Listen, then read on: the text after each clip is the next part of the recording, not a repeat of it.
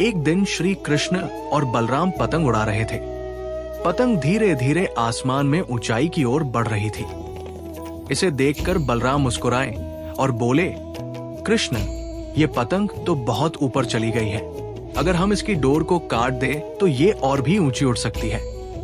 कृष्ण ने बलराम की बात सुनी और कहा, ठीक है भैया, डोर काट दीजिए और देखिए क्या होता है।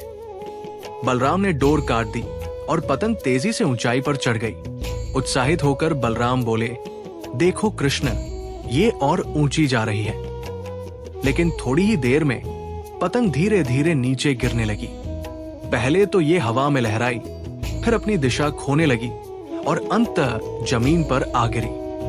बलराम ने पूछा, कृष्ण, ये क्या हुआ? ये तो और ऊंची उड़ रही थी, फिर ये क्यों गिर गई? कृष्ण ने शांत स्वर में उत्तर दिया, भैया, पतंग की ऊंचाई उसकी डोर से जुड़ी होती है।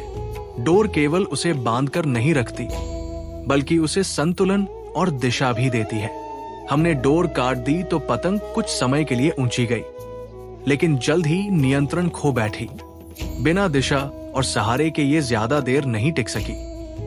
फिर कृष्ण ने और भी गहराई से कहा, हमारा जीवन भी इस पतंग की तरह है। हम सोचते हैं कि अगर बंधनों से मुक्त हो जाएं, तो हम और ऊंचे उड़ सकेंगे। परंतु वास्तव में हमारी प्राथमिकताएं, हमारे मूल्य और सही दिशा हमें संभाल कर रखती है। अगर हम इन्हें छोड़ दें तो शुरुआत में तो हमें लगेगा कि हम ऊंचे उड़ रहे हैं, लेकिन अंत में हम अपना मार्ग और संतुलन खो देंगे।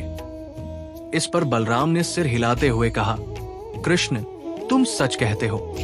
जीवन में बंधन हमें कमजोर नहीं करते, बल्कि हमें ऊंचा उड़ने के लिए सहारा देते हैं।